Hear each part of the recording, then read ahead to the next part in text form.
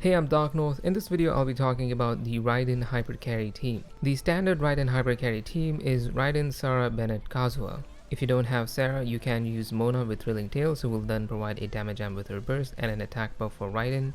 You can also use Thrilling Tales Lisa, as her passive shreds defense when enemies get hit by her ult, which is like a substitute defense shred if you don't have C2 Raiden. If you don't have Kazuha, you can use C6 Sucrose followed by any animo character with 4-piece Viridescent.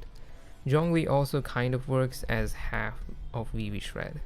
So now let's talk about builds. Starting with Raiden, you want to first hit the 250 ER threshold so Raiden can refund her own burst before it ends. You can get away with 200, but definitely don't go below it. I have used 200 ER Raiden before and you will have some energy issues, which is not something you want on a character that is supposed to solve energy issues. After hitting the ER thresholds, you want to then go for crit damage, and attack.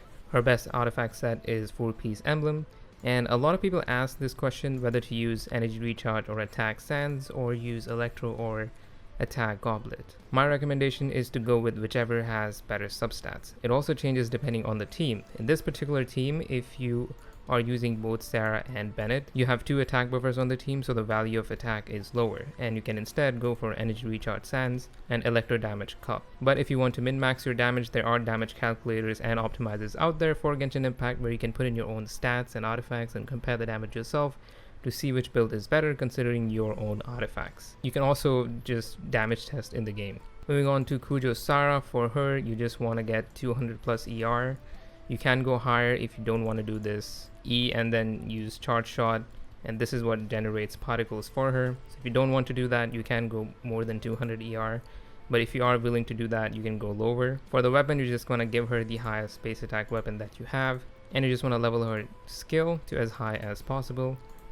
And that's basically it. Her artifacts don't really matter. You can build her with damage if you want with 4-piece Emblem.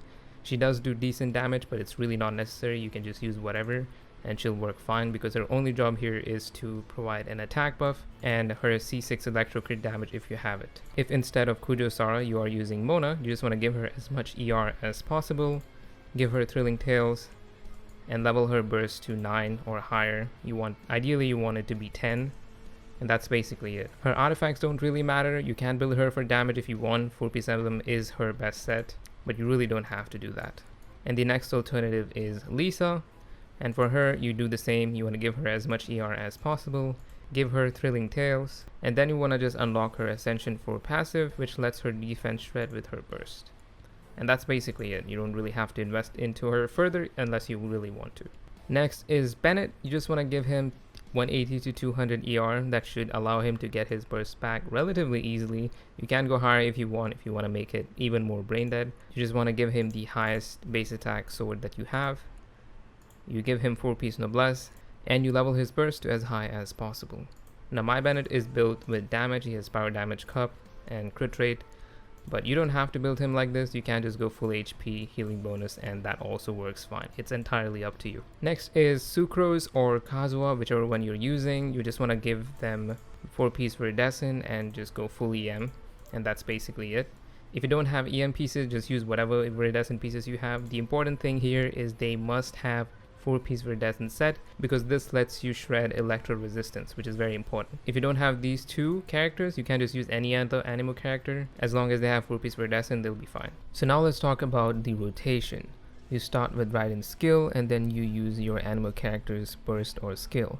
In this case, that is Sucrose, to shred electro resistance with 4-piece Viridescent. You then use Bennett burst, followed by Kujo Sara burst, and then you use Raiden burst.